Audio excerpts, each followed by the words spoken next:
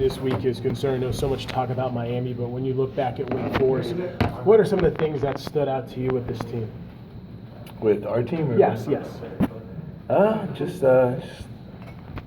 Playing to win. I mean, we won the game. We didn't play sort of to the best of our ability, like the last 4 games. But I mean, a win is a win. Obviously, we leave, or the rest of the team, including myself. When we don't do things right, we leave with that sense of we didn't really win. It's not really that exciting because you won, but you won just not really doing the things right. But it's just a learning experience. Most of the mistakes were the mistakes that we can fix and just move on. And now we have Miami and are preparing for them. Talk about that rivalry, Roberto. You've been a part of. You followed it growing up. Mm-hmm. You mentioned that a lot before you played them each year. Just talk about that again, and how much you paid attention to it as a kid, and what it has meant the last 2 years playing this game.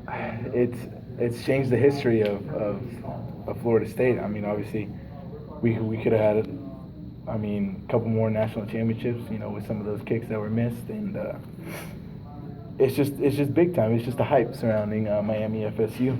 That's the one thing I hear the most, especially during this week, is the wide rights, the wide lefts. But I think it's fun, and the last 2 years playing against them, I've gone out there and done my job, and that's what I'm hoping to do this week too.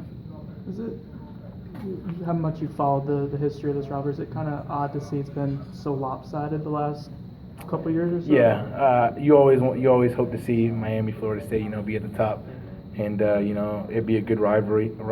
And I think this year they are a great team, and we're coming in and we're coming ready to play. They're coming ready to play, and I think it's going to be a very good game, very exciting game, and I just like the way it's supposed to be.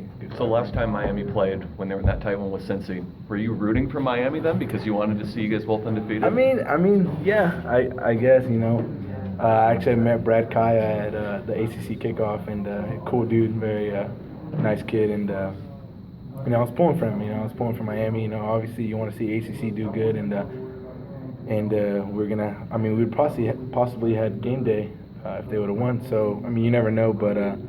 I always want to play in big games. I always want to play against teams that are, you could say better than us, to show, what we're capable of, not, teams that aren't really that good that we can get by winning. But, yeah, I was pulling for them to win.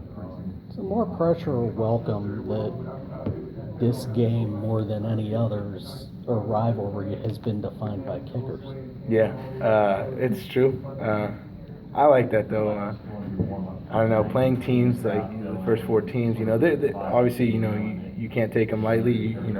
Any of those teams are capable of beating us if we don't play the right way. But playing in these games, in these situations, in these big, you could say the hype behind it, and especially kickers have decided major games within this rivalry. I don't know, I just get excited, and I like to play in these games, and this is what I came to Florida State for, to play against Miami, to showcase what I can do, and play against Miami, play against Florida.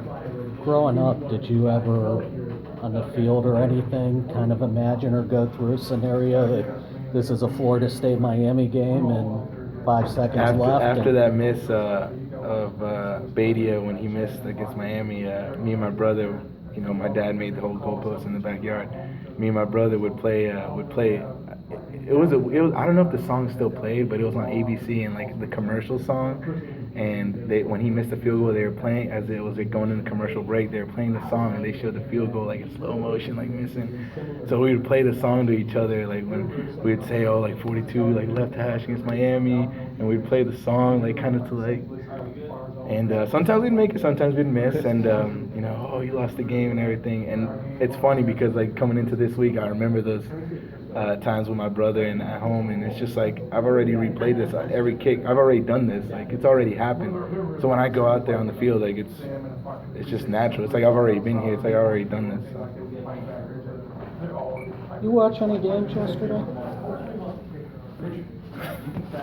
Speaking of that, I was going to ask you. I mean, this has been a week more than any other. Yeah. It seems around the league. Oh, trust me. No, I get the notifications. I get You know, obviously we're on Twitter banned, but still the notifications pop up when I'm tagged and stuff, and I see what kickers do bad, and I mean I just look at it. How do you As, explain how would you, not specifically talking about specific guys, but all of a sudden a 33-yard extra point, Changes where the a game. guy will just, 33-yard field goals are short field goals, they go out there, but a 30-yard extra point is becoming a problem with a lot of these kids. As you're running, is there a different mentality on an extra point than a field goal from the same distance? Oh, well, I mean, in college, an extra point. I mean, in high school, an extra point should be easy, right?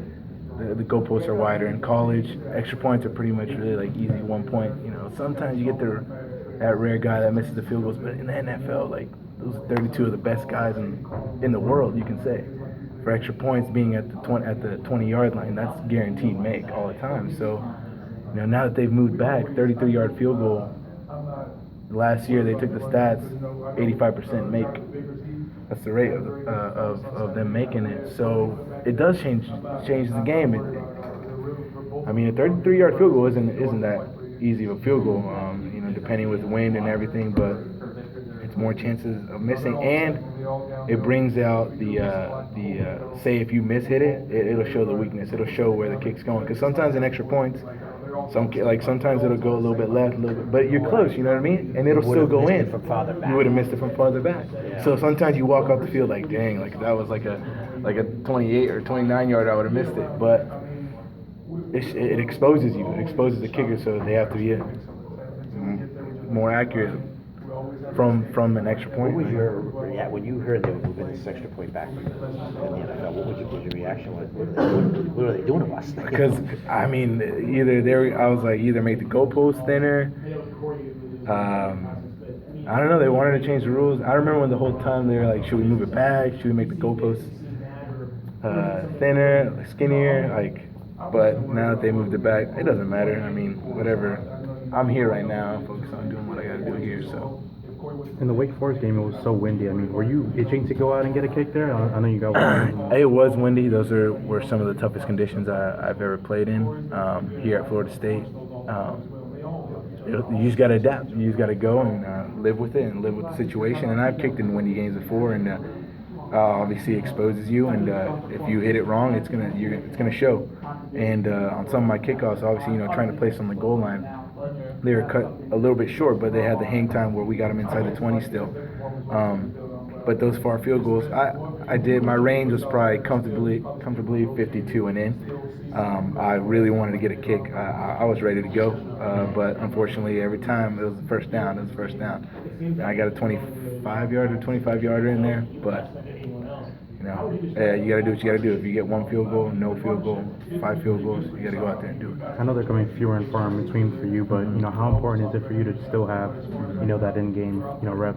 Oh yeah, definitely. Obviously I had 5 opportunities during this year already, and I mean I'm not used to it. I'm used to having a lot of reps, a lot of field goals in a game, but I mean obviously that time's going to come where we get more field goals. But obviously you want touchdowns, and I want touchdowns for my team. But I do every chance that comes out there. Once we cross the 35, the 40-yard line on the opponent, I'm ready. I'm itching. I'm ready to get on the field and get the kick. I mean, whether it's an extra point or a 50-yard field goal. All right. Did you slip on your first kickoff?